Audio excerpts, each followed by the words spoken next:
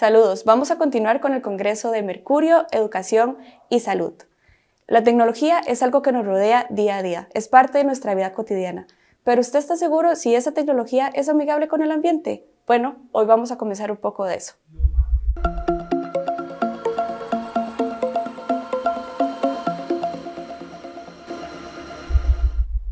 Hola a todos y todas, hoy quiero contarles un poco acerca de mi experiencia en el programa de tecnologías educativas para el aprendizaje, el cual coordino desde hace varios años.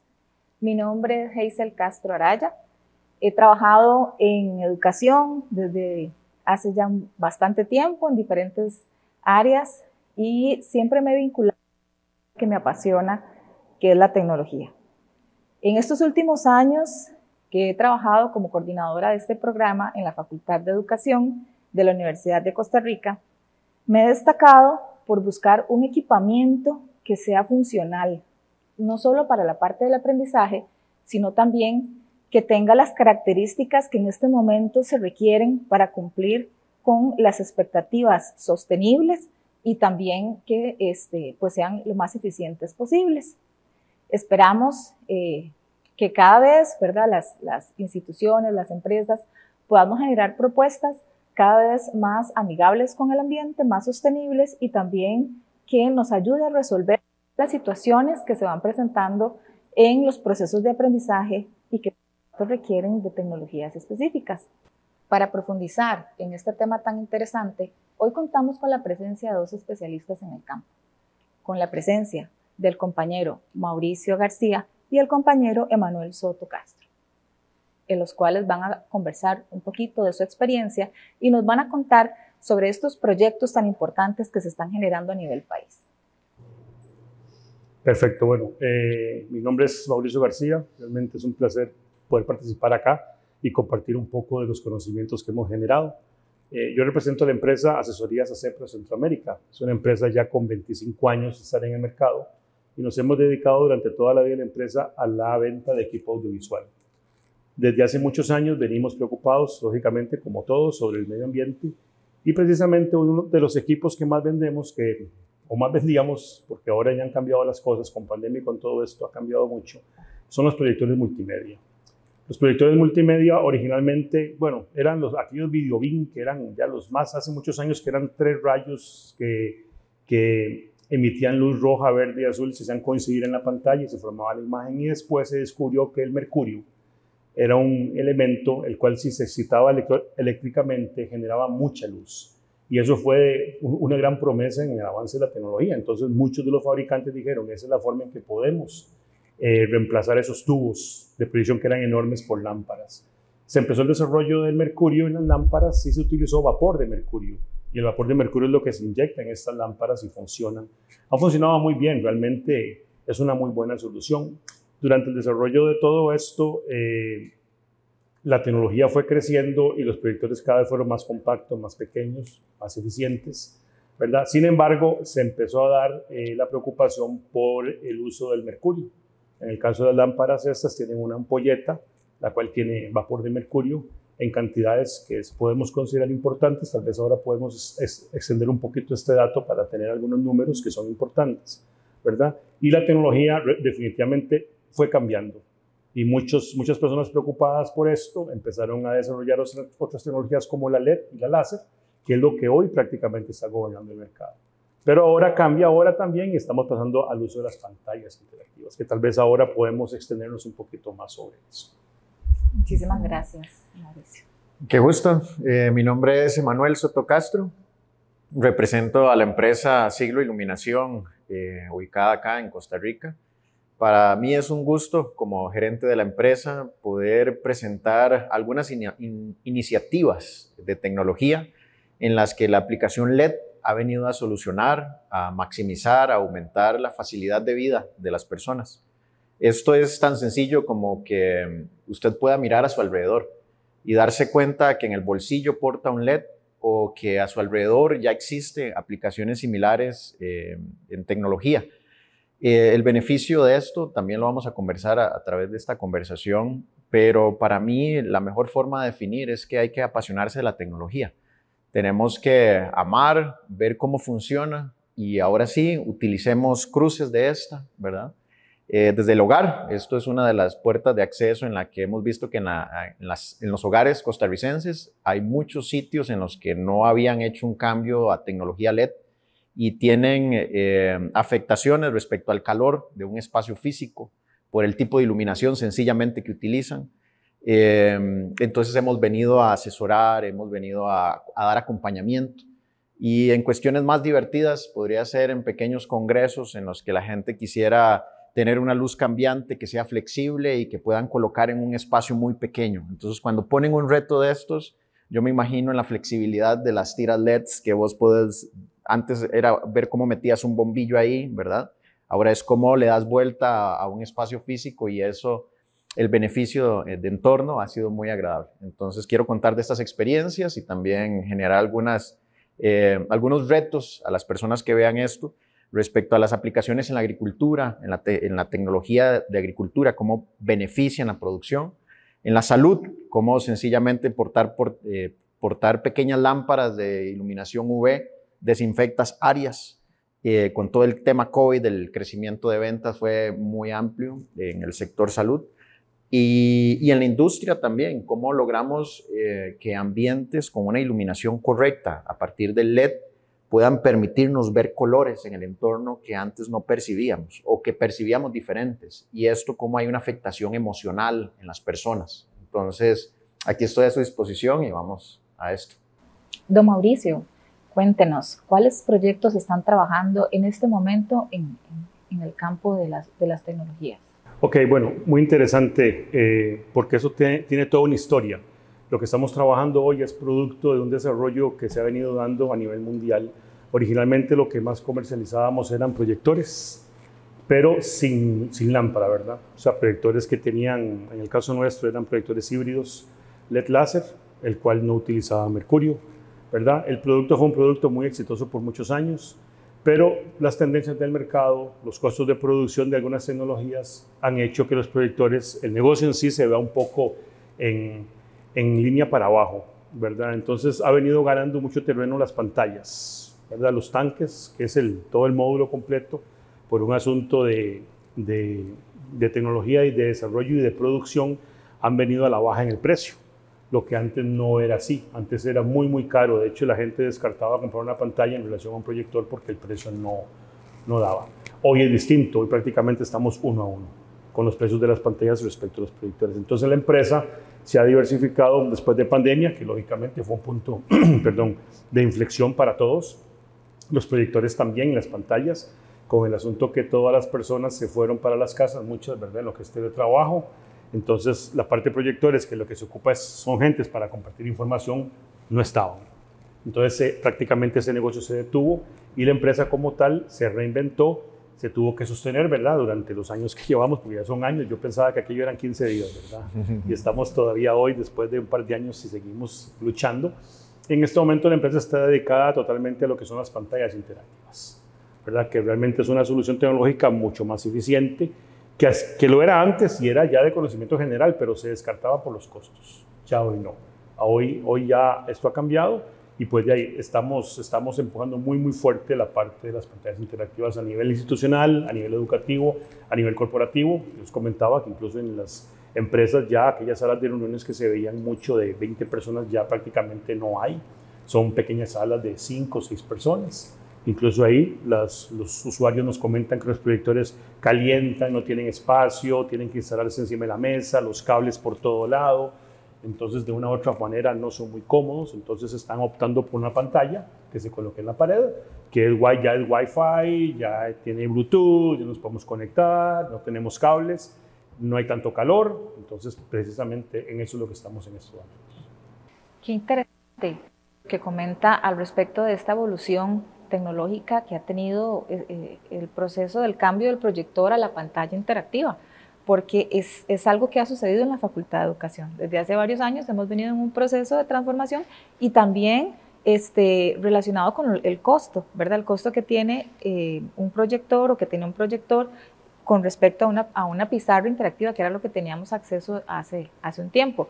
Actualmente, al tener acceso a una pantalla interactiva, con todos los beneficios que conlleva hasta el uso de la computadora, definitivamente nos da muchísimas posibilidades en el campo educativo. Entonces es interesante poder comprender por qué se da esta evolución. Claro, y además de eso quiero enfatizar porque tenemos dos motivos principales por los cuales se ha dado el cambio.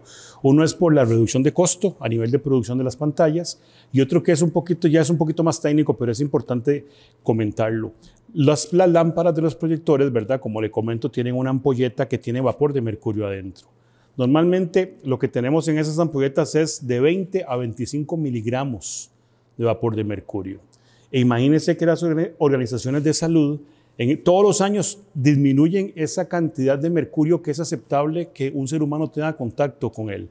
Tal vez ahorita hablamos que el mercurio no es el problema es el metilmercurio, pero ahorita podemos extendernos con respecto a eso.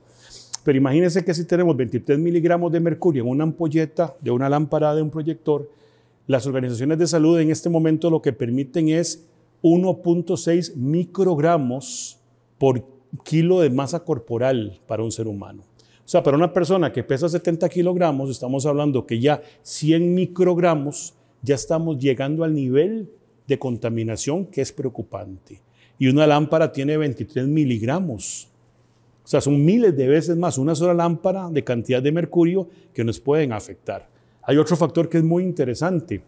Cuando hablamos de mercurio, que es el componente, el elemento como tal, tenemos que pasarlo a metilmercurio, eso se encargan las bacterias, por eso es el problema de desechar el mercurio en la naturaleza. Y en ese caso el problema que tenemos es que 23 miligramos de mercurio nos producen prácticamente 23 miligramos de metilmercurio. O sea, no hay una disminución de que el mercurio se me descomponga y obtenga menos metilmercurio, no. Y tal vez ahora podemos hablar del ciclo del mercurio, que es donde viene la contaminación y cómo llegamos nosotros a contaminarnos. Entonces, de esto se dio cuenta el planeta entero por Minamata. Minamata es un pueblo en Japón que es costero y tuvo unas contaminaciones en el año 1956 muy fuertes. Murieron aproximadamente 50 personas y hubo 2.000 personas enfermas. No entendían por qué. Habían síntomas muy feos y después de una investigación muy larga, en el año 68, Japón aceptó que eso había sido una contaminación por mercurio de una empresa que estaba río arriba, una empresa que desechaba, ellos tampoco lo sabían en ese momento, ¿verdad? Desechaban todos sus materiales, ¿verdad? Al río y eso hizo que se contaminara toda la bahía. Entonces de ahí viene la preocupación y es la otra parte que hace, ¿verdad? Que se cambia ahora cada vez más la tecnología, ¿verdad? Por la parte a pantallas interactivas. Y hablando un poquito de LED, ¿verdad? Que estamos tal vez ya entrando como en esta etapa, preguntarle a don Emanuel, ¿cómo nos va, Emanuel, con los proyectos, con el tema LED? Claro. Esto es también importante hablar que la empresa que represento, Siglo Iluminación, nace a razón de este año en curso, donde lo que procura mi socio Juan Lunchen, él lo que procura es importar tecnología que maximice o procure eficiencia en la vida de los costarricenses. Con esta visión, más de 6 meses previos de planificación a la apertura al cliente, comenzamos a investigar que a nivel de mercado costarricense había una carencia en productos certificados para el área agrícola, en aplicación de iluminación LED. ¿Esto por qué es importante? El tema de alimentación de la población es algo que viene sonando muy fuertemente en la pobreza extrema. Ya se dijo a nivel mundial por la Organización de Naciones Unidas de que no van a alcanzar la meta para el 2050 de eliminar la pobreza extrema. Pero entonces, ¿cómo alimentamos la población de forma más eficiente? El LED es una de esas formas.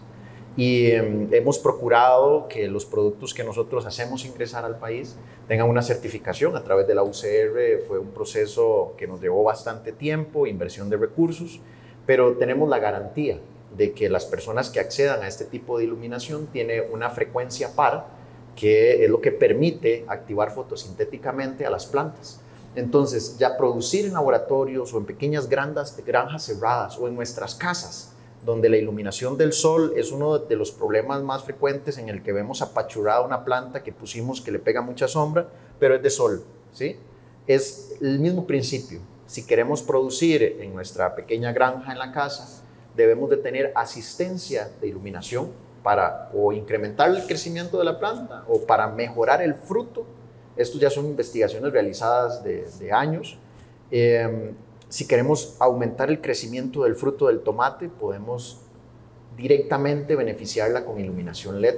Y esto para nosotros nos ha significado un esfuerzo focalizado.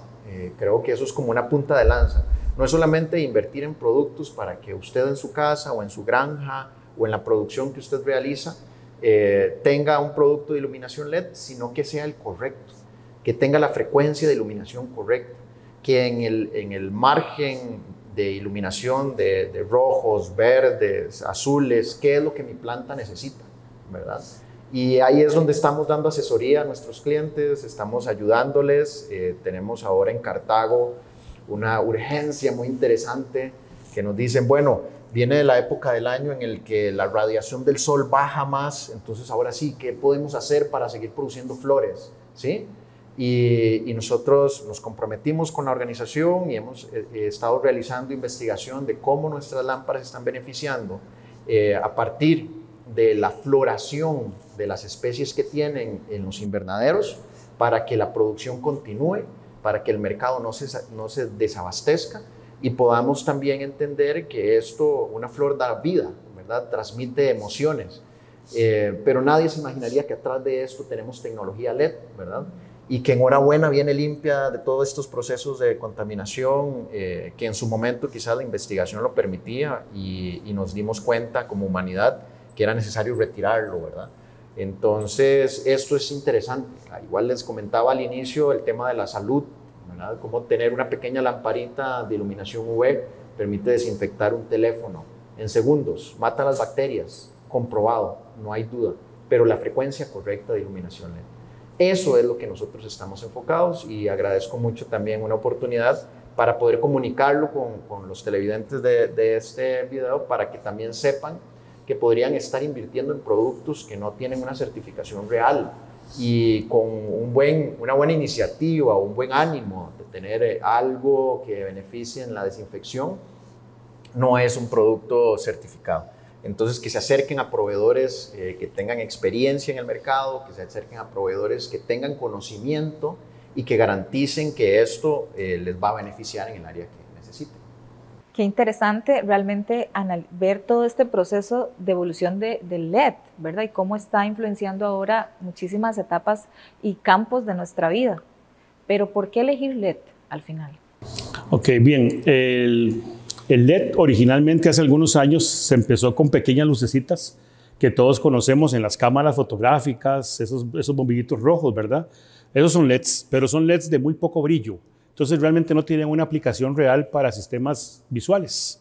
Conforme fue la tecnología avanzando, ¿verdad? Se fueron descubriendo diferentes químicos y diferentes formas de construcción en las cuales ya el LED tuvo una intensidad lumínica realmente importante.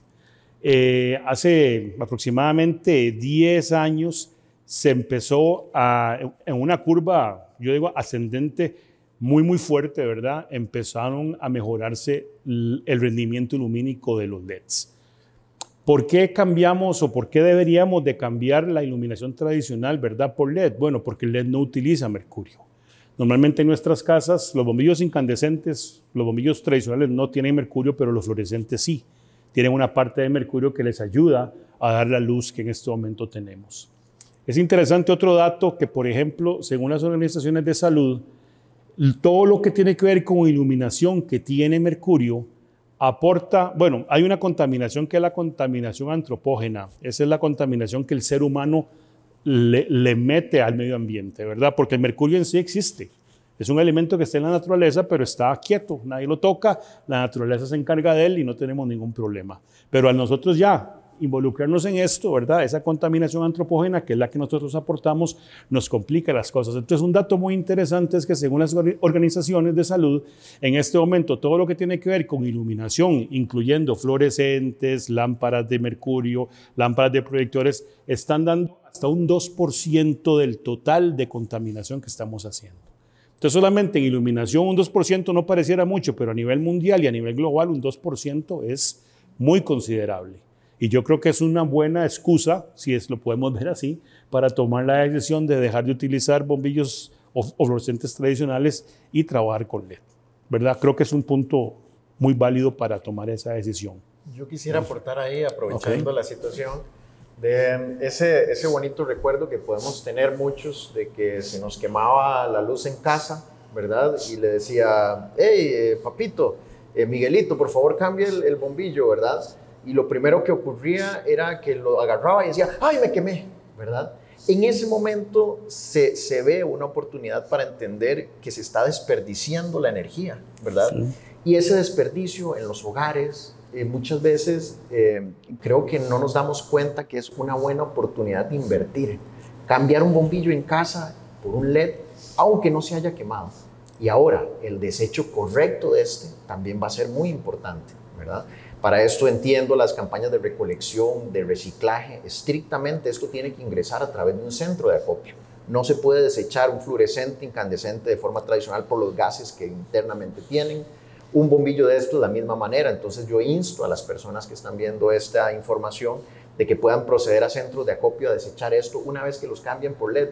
Y no esperen que se quemen. Es un buen momento ahora, es un buen momento del cambio, es un momento en el que pueden ir proyectándose. Mira qué bonita podría verse mi sala con un aplicativo LED con música para poder tener un cambio de luz, ¿verdad? Eso lo permiten los LEDs ahora, poder tener luz roja, azul, blanca, verde y escuchar música al mismo tiempo en el parlante, y es la integración de la tecnología. Entonces, de esta manera yo entiendo, ¿verdad? Esto. Ahí es importante aclarar algo para que lo tengamos todos claro, que es el asunto del desecho del mercurio. El desecho del mercurio, uno de los problemas es que cuando se utiliza una lámpara fluorescente, se tira a la basura, esa se quiebra. El mercurio en sí es un metal líquido. Entonces, él muy fácilmente traspasa la corteza, la tierra, y se deposita en los mantos acuíferos. Entonces, ahí están las bacterias que precisamente hacen el trabajo que no nos sirve, pero lo hacen porque es la naturaleza y convierten este mercurio en metilmercurio. Y eso es lo que sí tenemos problemas. El mercurio en sí es complicado, se denomina como venenoso, pero por ejemplo, ya los que tenemos algunos años tenemos amalgamas en los dientes, que es una combinación entre plata y mercurio. Entonces dicen, pues si tenemos mercurio aquí en las muelas, ¿por qué no nos pasa nada? Pero es que la cantidad es muy poca, es ínfima, ¿verdad? Y por eso es que no hemos tenido ningún problema, gracias a Dios, porque sé que existimos muchos que tenemos estas cosas. Pero en sí, cuando se desecha la lámpara del proyector, se desecha el fluorescente, esto cae a los mantos, se contaminan las bacterias, hacen su cambio, se va esa agua a los mantos acuíferos, llega al mar y ahí empieza un ciclo, ¿verdad? En donde se cierra con nosotros a través de la alimentación, tanto a nivel de mar como a nivel de tierra, con vacas, con carne, con todo. Entonces, por todo lado necesitamos detener ese ciclo del mercurio. Es invisible porque no lo vemos, no nos damos cuenta que está ahí, pero efectivamente ya hay datos que no son preocupantes. Tengo entendido que la Universidad Nacional hizo un estudio. La contaminación de mercurio se mide en el pelo, en el cabello, ¿verdad? Ahí es donde se puede medir qué tan mal, qué tan bien estamos. Pero todavía en Costa Rica estamos en niveles aceptables, no estamos mal. Pero definitivamente sí tenemos contaminación. Entonces ese ciclo de mercurio, aunque es muy lento, ya se cerró. Entonces necesitamos definitivamente obviar esto, ¿verdad? Y de ahí han salido esas nuevas opciones como la LED, ¿verdad? La láser, en el caso de los proyectores, porque el LED todavía no alcanza esa fuerza lumínica. Muchísimas gracias a los dos por compartir esta información tan interesante. Realmente tenemos muchas oportunidades, la tecnología avanza, evoluciona y creo que todas estas ideas que nos han compartido de por qué usar LED, de por qué ya estamos optando por pantallas interactivas de manera más accesible, definitivamente son opciones que en el tema de tecnología nos pueden funcionar. Los dejamos para que sigan compartiendo con las actividades organizadas en este evento. Muchas gracias. Los invitamos a seguir aprendiendo de estos temas en el Congreso de Mercurio, Educación y Salud.